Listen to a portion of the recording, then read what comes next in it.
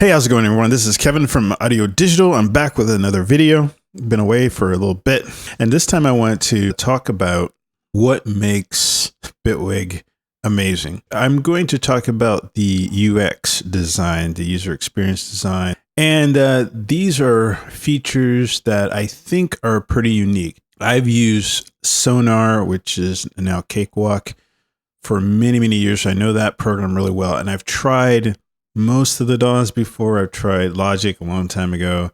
I've tried Studio One and, of course, Live, but I haven't done extensive projects in them. So there's definitely features I've missed within them.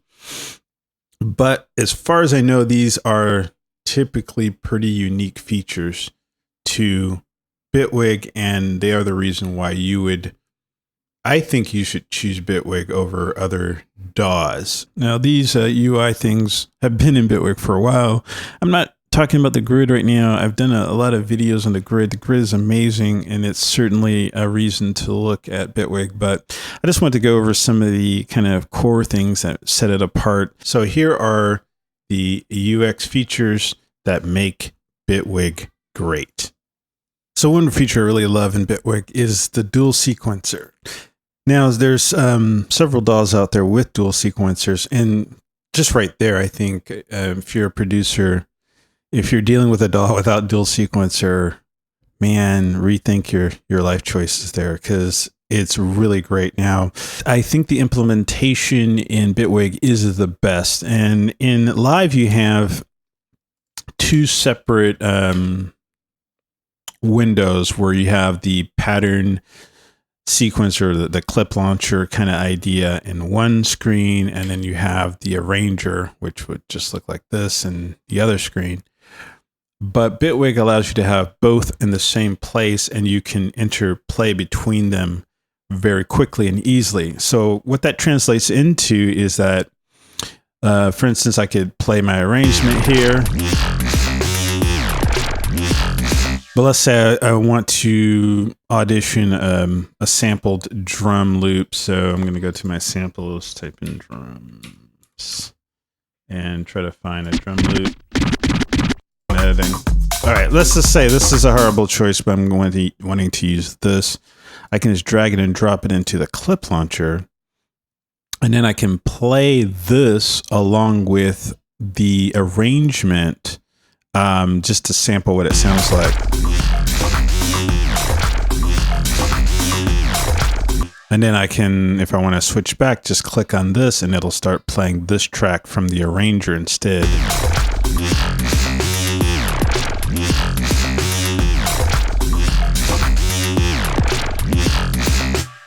That's really fast, really handy, and the fact that we have these hybrid tracks allows me to switch between having samples, loops, and having MIDI.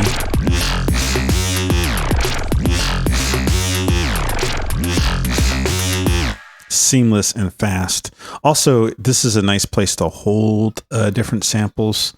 So let's say I want to make a variation of this. I can drag it into here, make a copy of it, edit this one, and take out this note, let's say, or mess with the automation for this one. Yeah, here we go, like pressure or whatever. And I want to edit this automation here. So now I have a variation that I can use, and then I can drag it back into the project wherever I want and deal with it however I want. So having two different sequencers, one, I can do real-time arranging, of course, especially if you have a controller. I can just trigger whichever pieces of audio I want at the time and then record that into the arrangement. And I can juggle things back and forth and kind of have a scratch pad and so forth. So I believe objectively, if you have a dual sequencer sort of thing, it makes going back to a single sequencer seem really dumb, or not dumb, but just primitive, just not not as good of a workflow. Having the side by side and being able to switch back and forth, I think, is objectively better than the implementation in live. And having the clip view, the clip launcher, I think, is better than even the stretch pad kind of dual sequencer within Studio One. So anyway, this is a great feature. Next thing I want to talk about is the browser. The browser in Bitwig is so flexible, so nice. What we have here is that as soon as I hit the plus, it takes me into the browser, and then I can choose whatever I want. Let's say I want the sampler. But the really cool thing is that I can make these custom collections that have specific properties in them, or specific assets. So this one right here is the one with all of the VSTs and Bitwig devices that I like the most. If I click here on everything, then it gives me all of my plugins. And this is, a dizzying array of a bunch of stuff, a lot of which I don't even try to use. So having to sort through all this stuff is just not going to be a very good workflow. But since I can kind of pin things down to the things that I find useful, that's a really great feature. Now, in addition to that, I can choose what assets are going to show up in a specific situation. So like I just did when I am just putting together a new instrument track, I told Bitwig to take me right to my instruments collection so that I can get my favorite instruments up and then just go ahead and launch into something. Now, if I have this open and I want to open up an effect, I'm going to get a different set of options that corresponds to what I want for that particular situation. So I want some effects.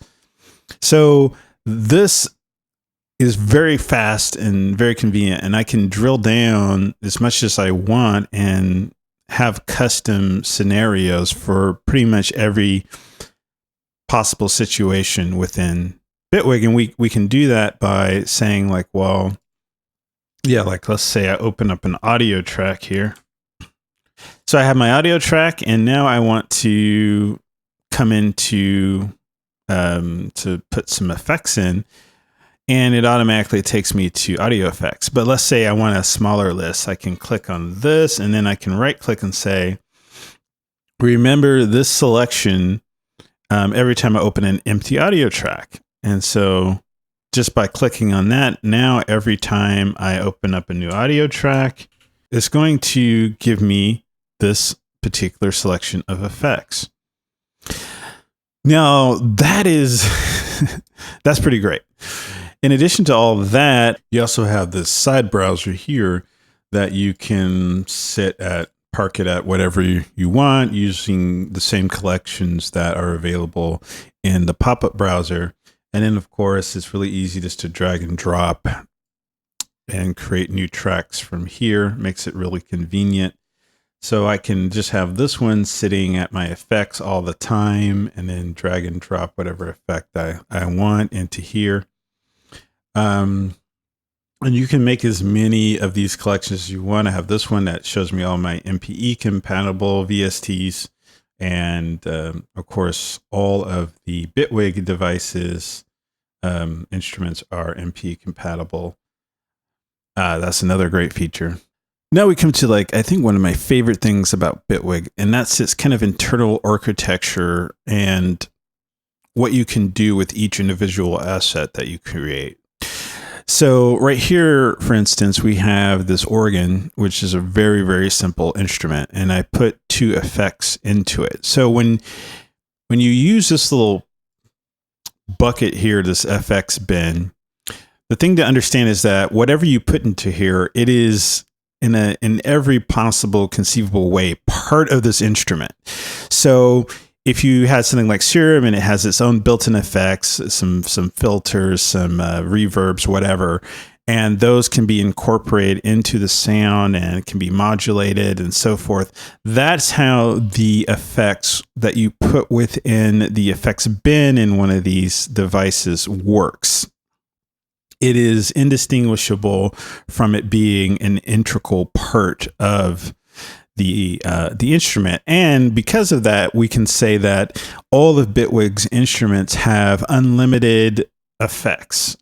Of course, we have unlimited modulation, which we'll get into a little bit more later, but that's how things work within Bitwig. Not only can I take this particular sound that I create here with all of its effects and everything and go ahead and save it and call it a test 3 or whatever.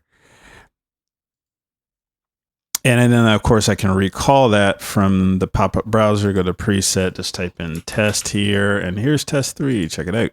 So boom.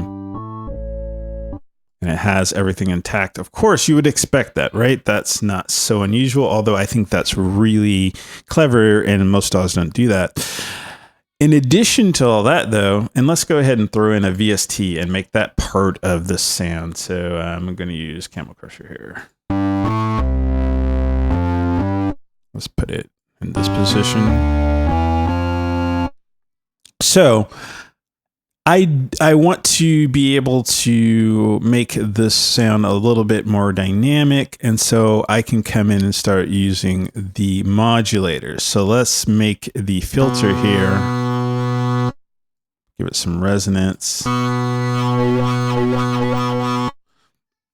let's get an LFO on it and make that sing, as it were.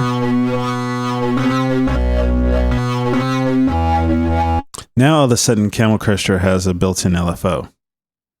Boom. Just like that. The distortion, maybe it's a little bit static, so I'm going to sidechain it, and I'm going to make it so that whenever we add more distortion or add more volume, I'm going to turn down the distortion so that's a little bit kind of sagging a bit. So let me turn up the input gain here a bit.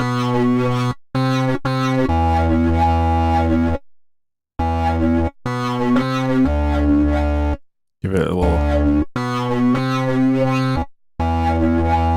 So now all of a sudden this Camel Crusher has side chaining and it has LFOs. It has actually unlimited side chain parameters. It has unlimited LFOs. So all of my VSTs just got updated. And in addition to all that, this, along with its other effects, just became a part of my preset that I can now save and recall at will. In addition to all that, I can say, okay, I always want my Camel Crusher to have LFO and sidechain. So I can save this as the default preset, and that way, every time I call up Camel Crusher, it will have these LFOs and whatever ready to go. And I can even create some additional macros to edit it and do all kinds of stuff. So I can basically rework and extend the functionality of everything in my collection.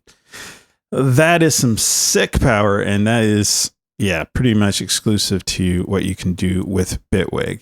So like I said, anything that you put in here is completely subject to the modulation that I put. Like if I put this modulator, I can modulate this Camel Crusher with that. I can modulate any of the chorus, any of the comb filter, anything I want with this modulator.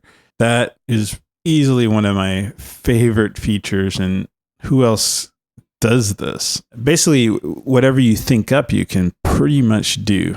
And that to me is the kind of freedom I look for in my tools. So Bitwig's idea of packages of assets that include all sorts of different pieces and parts that come together in one cohesive whole isn't exclusive to presets for instruments and effects, but is also very much a part of the idea of what a clip is. If I have a clip here, it can not only contain the MIDI information, the notes and so forth, but it also incorporates the instrument, the effects, basically everything that makes it sound the way it does can all be included within a clip. So like this clip here,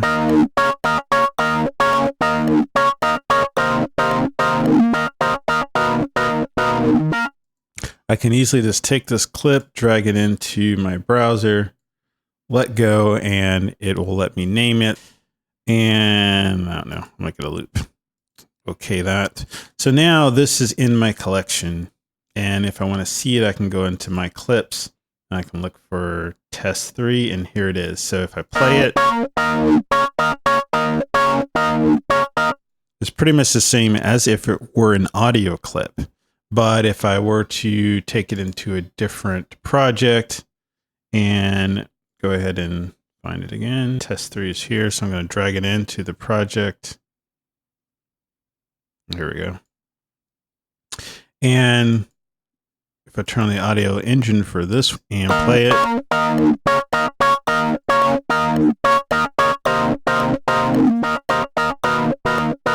all the VSTs, all the effects, the instruments, the automation, everything is ready to go, and it'll play back exactly as it did before, but is still completely editable. I can still edit all the MIDI. I can change the instrument if I want to a different preset. I don't know what this is going to sound like, but let's try it out. Yeah, that's crazy.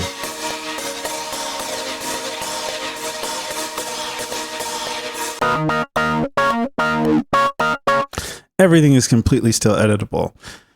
What I also super love is that here is my collection of all kinds of different clips. So I can come and play any one of these, and it loads up the instruments, the effects, everything, and just plays it back as if it were a sample.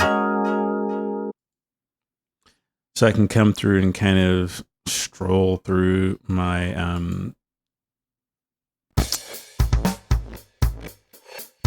catalog of different pieces of ideas that I have.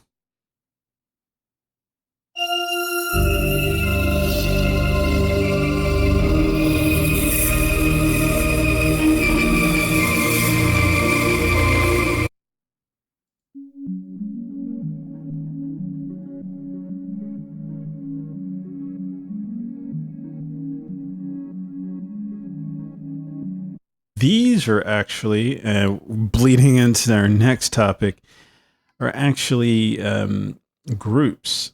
So if I play this back, it takes a little bit to load it up.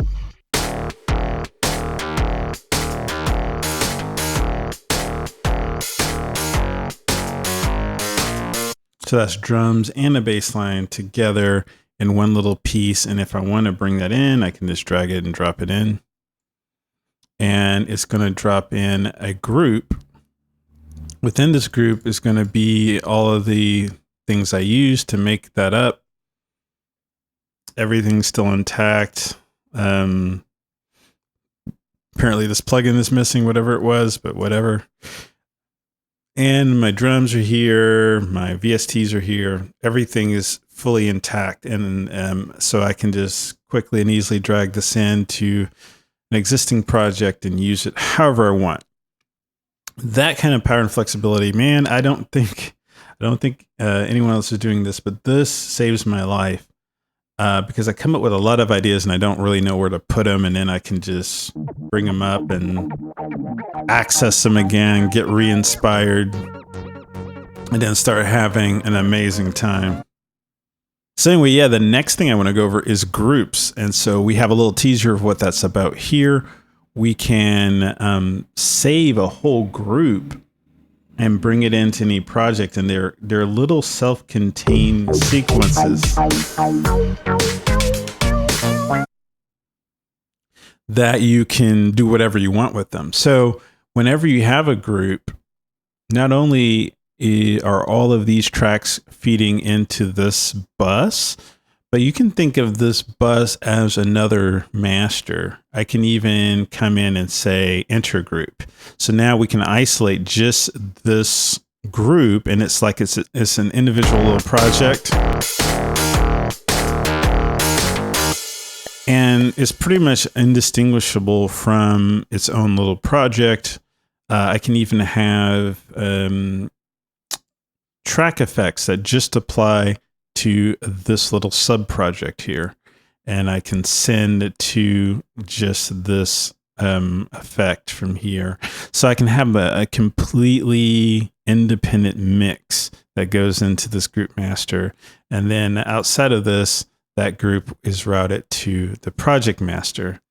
So you could do things like have a list of different songs that you're playing live and several different groups, and just activate the particular group that you want to play. You could solo it, or you could even deactivate a group to save CPU. But the possibilities here are endless. This is so flexible. In addition to having these scenes saved and brought in, so I can take this whole project and drag it in, and it will bring it into Bitwig as a whole different. Did it do it? There it goes. It brings the whole project in as a group that you can open up, and because of the way groups are done within Bitwig, there's nothing that a project could have in it that can't fit within a group. So it is really an inception of putting one thing within the other. This is great. I love this so much. It opens up so many possibilities, and that's some great design, some great freedom as far as I'm concerned. The last thing I want to talk about here is automation. The automation within Bitwig, I think, is pretty amazing. Some people may not realize you can do automation within the clips themselves. Now, you guys can tell me if you're familiar with Ableton, if you can do automation within clips in Ableton. I'm actually not sure, but you can definitely do it within Bitwig. And not only can you do it, but it has a set of features that are just amazing. So let's take this clip here real quick, and I'll show you what I mean. So I have this going on, and I'm going to add a filter after all this stuff. So we're going to go in here and filter, and that looks good. So now we have this filter here.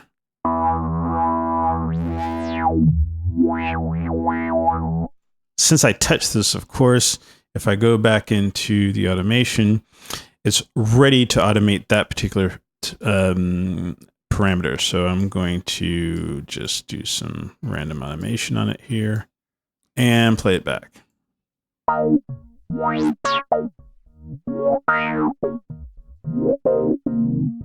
So I want to take the low parts and just drag them up.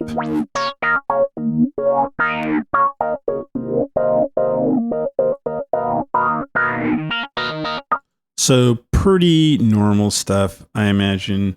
I'll show you a little bit of how easy automation can be in Bitwig. So let's say we like this particular piece of the puzzle. I can come in and select this and then Control D it out and just repeat that out.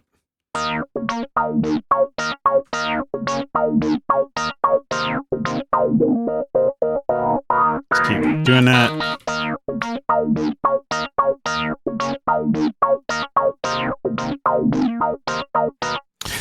So now one thing that's really special is that I have this automation here, and now what if I want to kind of over time have the whole thing increase, right?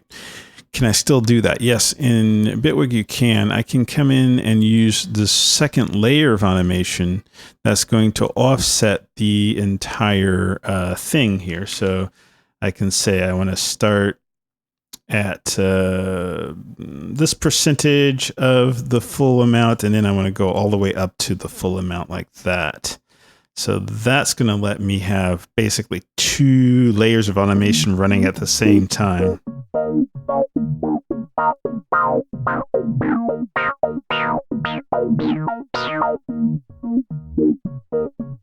And if we look at what that looks like with the knob here, we can see that it's averaging lower and then getting higher and higher right there. What's even better is that we can have automation that goes on for much, much longer than the clip itself. So let's say I want this to come back down and come up again and come down again or whatever, and just kind of follow whatever I want it to do. That's not a problem. I can do that. What I need to do though is to put it on free mode. And this way I can loop a much longer section of automation. We'll do it like that. And it will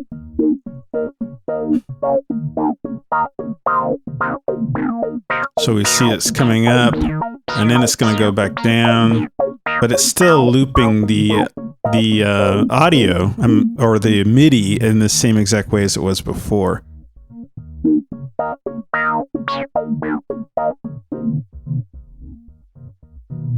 And this pattern here is going to continue in that vein forever and ever. And if let's say I wanted it to fade in, and let's just delete that piece. If I wanted it to fade in over across the first bar and then continue onward forever and ever, fully realized like that, then what I can do is turn off looping. And so that way, the first time I play this, it starts out with the filter really low, and then it brings it up to full burn here, and then keeps it at full burn forever. So it's like it has an intro now.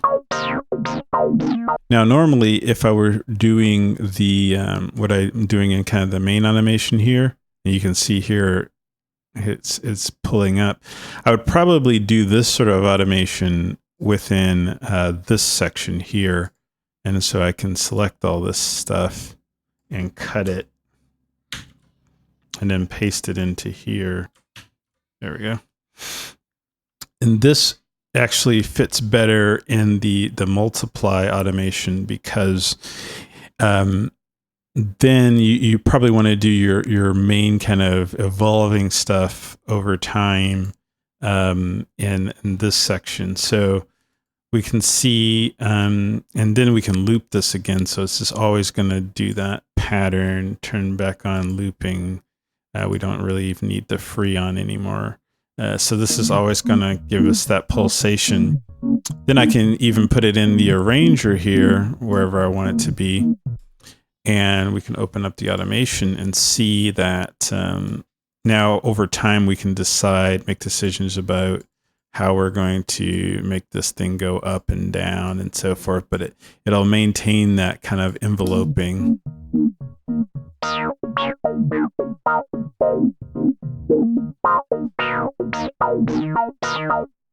And again, I can take this whole construct here. Let me make that intro thing happen again. And then I can save that.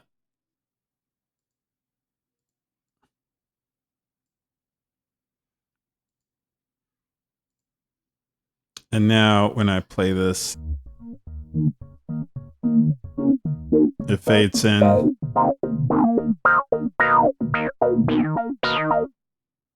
Anyway, so the point is that automation, you can tell a whole story in a clip. So I see this powerful automation as feeding into this whole ethos of being able to package everything that you could possibly want together and then being able to store it and bring it out whenever you want with full editability. And that is something where once I start to experience it, I just can't go back. That's, in my opinion, what makes Bitwig really stand out just as a DAW, besides the fact that we now have the grid and some really good synthesis power. The basic philosophy, the freedom, that's what I think sets Bitwig apart from other DAWs. Let me know if you agree or disagree in the comments, and especially if your DAW does these things or if you think it does these things better, then let me know for sure in the comments, because I would like to know that. I would like to learn about some of the things I may have missed. If you enjoy this content and would like to see more of it, don't forget to like and to subscribe. That helps me out a lot to know that this is helpful to people. And if you found it disgusting and disturbing, then let me know that too. So anyway, that's it for today. Thanks for watching this video. Have a wonderful day. Goodbye.